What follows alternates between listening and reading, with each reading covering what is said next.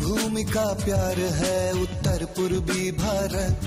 सूरज की पहली किरण चुमे उत्तर पूर्वी भारत। आसाम, अरुणाचल, मणिपुर, नागालैंड, मिजोरम, त्रिपुरा, सिक्किम, मेघालय, विविधता हर संस्कृति पर जिए एक ही संग। हर हालात में एक है जैसे इंद्रधनुष के रंग। प्रकृति की आवेश में पले नॉर्थ ईस्ट इंडिया। मानवता की मिसाल है ये north east India. Good morning, good morning north east. Good morning, good morning north east. Hello and good morning Northeast. Time to rise and shine and time to inhale the air of positivity. It's so very nice of you to join us this morning. I'm Hansraj and I welcome you to this edition of Good Morning Northeast. And from the studios of Program Production Center, Northeast Dudarshan, Guwahati, I have a guest with me this morning. He is a poet, is a novelist, a columnist and a biographer, is a prolific writer and has brought a new age of thought and style in Assamese poetry. He has written around 28 books that includes poetry, novels, biographies, and some of these books like Heidinao Ohanta Tora, Nila Torar Kotha, Azyu Honibar, that's a detective novel, then a biography like Homrato Ashok, his latest being the Sopno Smritir Cocktail. Well, dear viewers, I have here with me Mr. Janardan Goswami, a very renowned face in Assamese literature. Mr. Janardan Goswami, welcome to our show. Good morning. Very good morning and welcome to our show. How do you usually start a day? I start a very positive start. Okay. I walk, I run, and then for 1 hour I walk. After walking, I come back. And then I take a bath, then I start my reading, writing. Okay, that's wonderful, that's wonderful. And it's so very nice of you to join us here this morning. And I'm sure our viewers will definitely love listening to you. Now coming back, how positive a person are you? I think I am a positive person. And actually life made me positive. Right. It is not that from birth I am always positive. Because so many things happen in life. It really happens to all people actually. Right, exactly. And transforming myself, transforming oneself, one can be a positive person. Exactly. But it is a practice. It's a practice. It's a practice. Right, exactly. Now, you are a poet, you are a columnist, you are a novelist, you are a biographer, and of course you recite poetry also. Okay. Wonderful. But apart from that, your basic background is like you are an electrical engineer. Yes. So right, yes, a BE from Assam Engineering College, and you also had a stint. You did a job for at least maybe around 2 years. 2 years, yeah. How was the shift? How did the shift come by? Leaving a job behind and dedicating yourself completely to writing and being absorbed in literature. I say it a destiny. Okay. Actually, it is a destiny. I was a student of engineering college. I was to be an engineer. But my life makes me like that. Okay. That you go there and write. I think like that. It was less of an planned. It was not planned. It was not planned. It was less of an electric shock and more of a shock from life. Right. Definitely. Oh, wonderful. Okay. And how, like, if we go back, like, when did you actually start, or what inspired you to actually write down things? Actually, some events happened in my life. Basically, it was terrorism. Okay. Terrorism took one of my kin's life, my uncle. And then at that time I was I was young. That's very unfortunate. I got a shock. And then I started to write against terrorism. And these things just going, and I was a columnist also. I used to write column. Then slowly poetry came.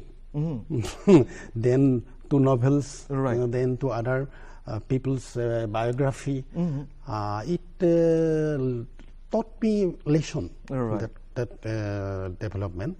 Then so I started to read the people lives of Mahatma Gandhi, Ashoka, Ashoka, then Gautam Buddha, like these people who are doing a lot for the civilization. No, right, exactly. That's very true. Very true. But before you actually became a biographer, you were more of a poet as well, right? But now, now, as you say, many people say, in fact, now, you know, to become a poet is the most dangerous profession in the world. If I'm not wrong. I don't think it's a profession.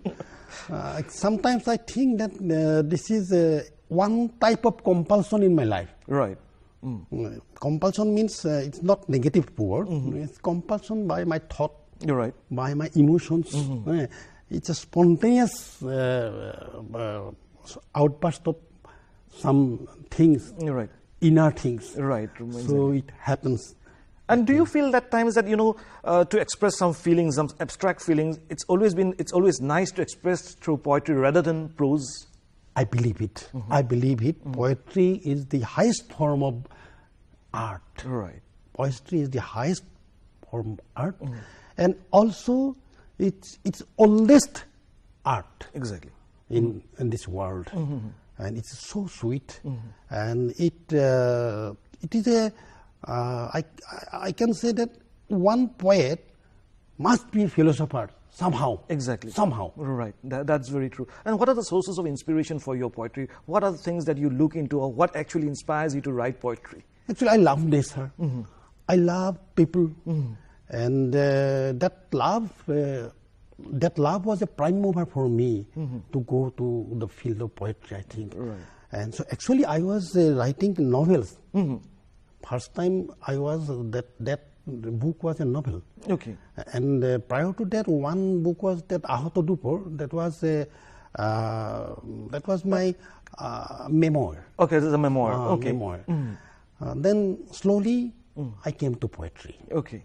So, you know, shifting a balance from poetry to novels and then biography, coming over to your biography, you know, you have been inspired by Mahatma Gandhi, Samrat Ashoka, Lord Buddha, and maybe, if I'm not wrong, Leonardo da Vinci as well. So how do you prepare yourself? Because you never met these people. You have never met these people. So how do you actually draw the inspiration, or how do you think this research is very important, and very deep studies? Very important, very important. And research and your interest. You have to engage your interest. You're right, exactly. What is peace? What is life? You're right.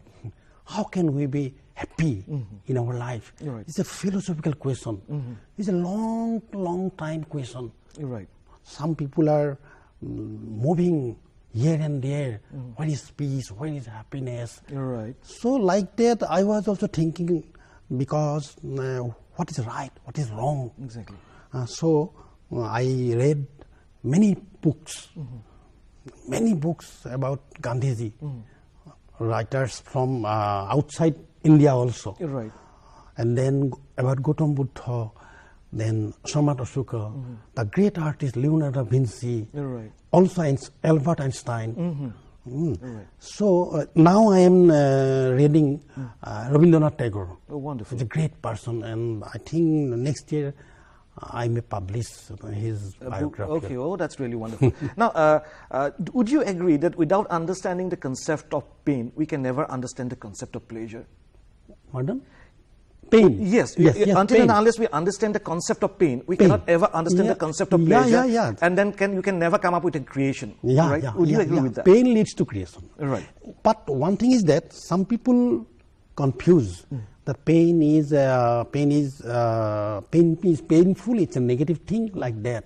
But we should transform it. You're right. Navakanta Borwa, the great poet, he taught me that. He told me in Assamese that you transform your tragedy to some words, right, and keep it in your books. You're right. And then you again read it. Right. Read and write, and then you will get a way. Exactly. And coming over to the influences, as you have just mentioned, Nabokanta Borwa, you were also influenced by Nilomani Fukuono also. Okay. Tell us something. What exactly inspires you? Are the words, or is it the creation that actually, that actually matters, or that actually inspires you the most? I was a student of Cotton College. Prior to Assam Union College, I was a student of Cotton College during my higher secondary life. And then I met Nabokanta Borwa sir. He was a great person. And whenever I meet him, I asked many questions. Then he told me about Gautam Buddha. He told me about Rabindranath and many things about life and art and literature. Slowly, I was inspired by him. And still, I think whatever I am doing, somewhere he's doing for me. Right, exactly. And now coming over to your works, your biographies on Gandhiji or Samrat Ashoka, Buddha, it seems like you have always been inspired by humanism, the element of humanism. Yes. And these people, they have always preached humanism, right? Yeah. But do you think at present times that humanism has, has been eluded, or somehow, has come out, has moved out of our lives? You see, the contradiction between humanism and barbarism, it was there, yes, it is now, yes, and it will continue. That does not mean we have to be frustrated. Right, exactly. No. Right. The contradiction will go on, the struggle will go on. And you see, in a dark area, one little lamp is sufficient to see it. So it is not that the people who believe in humanism, we are minority. You're right. Minority, but we lead the civilization. Exactly. We lead the civilization. So we have to do it. This is our duty, and we should understand our life because we'll understand our life and others' life and civilization. So we'll give some light to the other peoples. Right. Yeah. Right. Now coming over to another great personality of whom we are all very proud of, and we are proud that he is or he was an Indian. And he is an Indian in the sense like he's still there in our hearts, Mahatma Gandhi. Yeah. Mahatma Gandhi has inspired you a lot. You have written a biography also. Yeah. Coming over to a book that you wrote, Gandhiji Aru Hei Tinita Bullet. Yeah. Now that's a, quite, to receive 3 bullets in the chest. Yeah. And in the very front page and the very opening pages, you have written about Nathuram Godse also. Okay. Where you have mentioned that Nathuram Godse, he actually respected Gandhiji a lot. Yeah. And that is one of the reasons why he bowed down and then he decided to shoot him. Yeah. Actually, what happened, Nathuram Godse, though he told that he respected him, but he did not respect Gandhi's ideology. Right. So he wanted to finish his ideology, and that's why he killed him. And so sorry to say that people like Gandhi, who was preaching non-violence throughout his life, and he was killed by 3 bullets. Right, exactly. It's pathetic. Right. This was an incident which was very sad for the whole world. Right. Whole world. You see, the UNO flag was half down due to a person who had no designation. Without any designation. He was a man. We say he is Mahatma, but there is any other designation. And so he is great. You're right, exactly. And I have heard about references that you made about when Gandhiji died. Khushwant Singh at the time was in England and he was buying a newspaper. Yes, would you like to tell us something about that incident? Khushwant Singh was working there. At that time, it was evening. In the evening, he was killed here. 4 or like that, between 4 and 5. But in London, it was morning. So when the news came, then Khushwant Singh came out from his hotel. Then what he saw that Gandhi killed. Okay, the newspaper boys, the hawkers are shouting. Then Khushwant Singh went to one hawker. What happened? Then he saw that hawker. His eyes were wet. Okay, he was crying. He was crying. Now, what happened? So, we don't know what happened. He told, someone has killed our Gandhiji. He was a great person. But he did never meet Gandhiji. Right. It was a reflection of Gandhiji's humanism. Right, exactly. Every people, it is not that any belonging to some religion, some other countries, some other caste. Right, exactly. All are men. Right, exactly. So as a man, they were crying. Right. So the influence of Gandhiji's ideology, his humanism was so immense Yeah. that it made the hawker boy cry while he was Yeah. delivering the newspapers. Yeah. Yes. And I have come against, I've come again across references we have mentioned, like Gandhiji was invited to Russia also, which he declined. Romarola told Gandhiji that you please go to Russia and see what census is being held here. Then 1917, already revolution was done. The Gandhiji told Romarola that I have no inspiration to go there because it was an armed revolution. I don't believe in violence. Okay. And I don't believe something that who does not believe in God. I believe in God.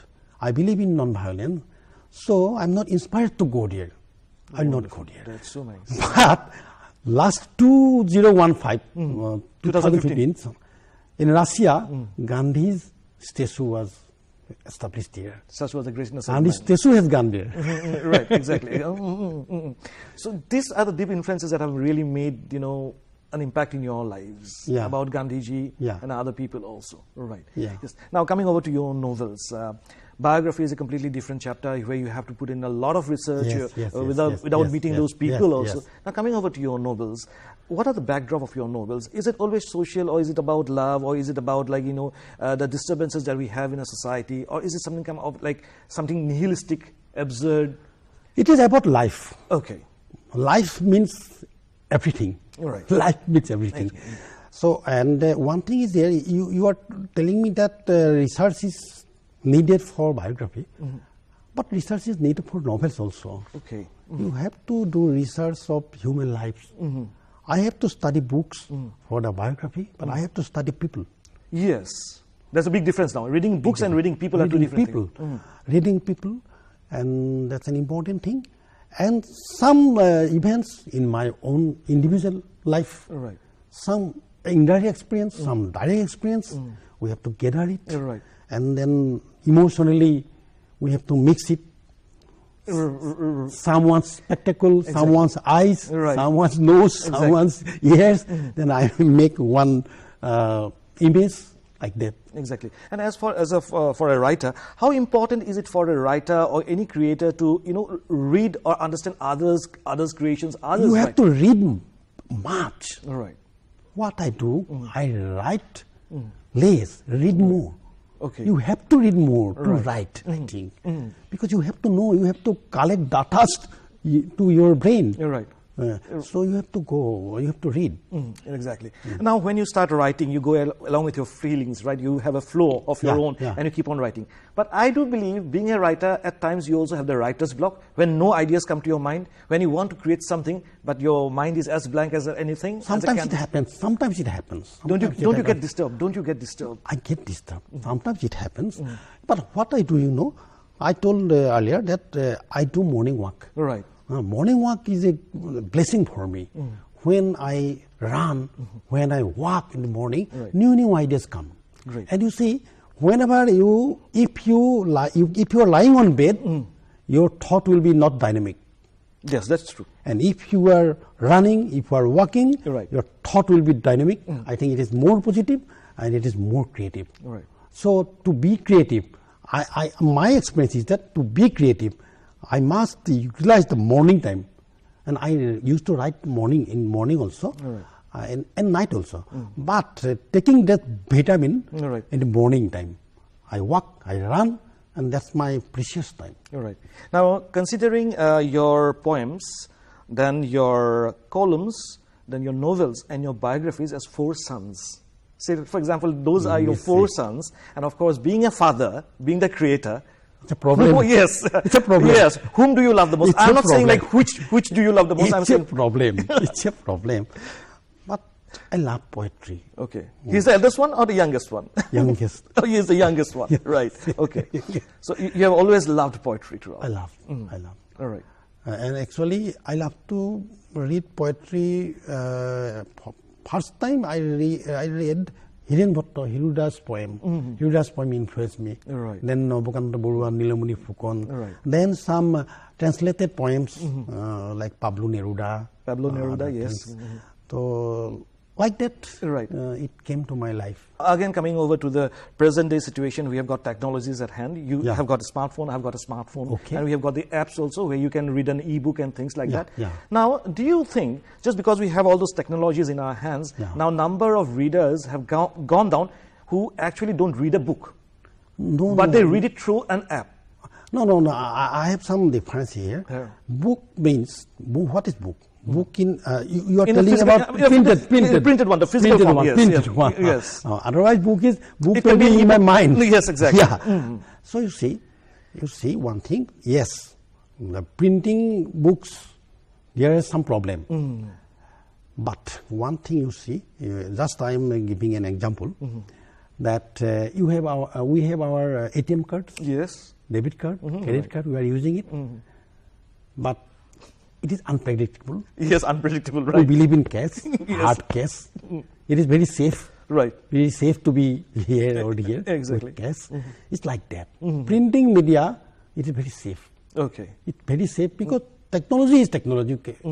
Fraction of a second. It takes fraction of a second to be zero everything. You're right. So it is, I think, and the smell of books Exactly. Yes. and reading books. Yeah, when you turn the leaves, yes. Yeah, that is a different thing. So a book will not die. Right. It will continue. Exactly. You see, London Book Fair, New York Book Fair, Beijing Book Fair, Tokyo Book Fair, all big cities, people are selling books, Exactly. but they are an advanced country. Right. They have technology in their, comparatively they are advanced, but they are doing it. Right. Books are selling. Right. Harry Potter, though it was Meant for children, right? yeah, it was in printed form. Right, Lakhs of copies were sold. Right. And then came the movies. Yeah, movies also. Right. Also. So I don't think that it is a challenge, but it's a different form. I think it's a value addition. Right, It's exactly. a value addition of our book printing. Right. It's been so nice to talk with you, but like as we are drawing towards the end of our discussion here, we'd like to hear something from you. Okay. A little bit of poetry. Okay. And I'm sure that will definitely mesmerize our... I have a small poem, but in Assamese. Yeah, sure, no. Yes. Okay. Please. So the name is Ghor. Ghor. House. House, okay. Padmini মৰমৰ দুখৰ অতীততো শেষ নহল সাধু আমাৰ মাথো মাছ নিশা সাগৰ তীৰত নাচি নাচি ঘূৰি থাকিল পোহৰৰ ঘৰ কৈশোৰৰ চোতালতো ঘূৰি ঘূৰি নাচিছিল উঘা চেৰেকি আমাৰ স্বপ্নময় চকুৰ মনিত কপিছিল মৰমৰ ফুল চানেকি তেনেকৈ ঘূৰি থাকে সকলো ঘূৰি থাকে নিজ কক্ষপথেৰে ঘূৰি থাকে অক্লান্ত পৃথিৱী ঘূৰে কালৰ চকা ৰথৰ চকা ঘূৰি ঘূৰি আগবাঢ়ি গৈ থাকে অন্তহীন ইতিহাস সময়ৰ ধূলিত পোত খাই কত উশাহ কত হুমুনিয়া মহেঞ্জোদাৰো নে হৰপ্পা নে মেছোপটেমিয়াৰ বোকাৰ লিখা কোন অনামী শিল্পীয়ে খোদিত কৰি যায় কি অজন্তা নে এলোৰা ধূলিৰো তলৰ ধূলি হৈ আমি উৰি থাকোঁ ঘূৰি থাকোঁ একো নেদেখোঁ একো নেজানো মাথো আমাৰ মিছা অহংকাৰ এই এটা মাথো জীৱন এক অনন্ত কৌতূহল এটা সুৰ এফাকি কবিতা এবিন্দু জ্ঞান এসাগৰ প্ৰেম আৰু এগচি দুখৰ কলিতা তথাপি পদ্মিনী ধূলিৰ ধুমুহাতেই আমি সাজিলোঁ এক অসম্ভৱ ঘৰ সুখ দুখৰ সূতাৰে গঠা এটা নেদেখা ঘৰ আমাৰ ঘূৰি থকা বৰ মৰমৰ ঘৰ Oh, that's really wonderful. That's really wonderful. It's all about life, and then, yes, we all turn to dust, but still then, yes. Well, wonderful. It has been such a great pleasure talking with you, and we do hope to have you more and talk more about literature, your poetry, your novels, your columns, and your biographies. Janardan Goswami, thank you so much for being here in this edition of our breakfast show, Good Morning Northeast. Thank you so much. We wish you great success in your life. Thank you. Thank you so much. Thank you so much. And dear viewers, this brings us to the end of this edition of Good Morning Northeast. Thank you so much for being with us in this morning. Goodbye and take care. Good morning, Northeast. Good morning, Northeast.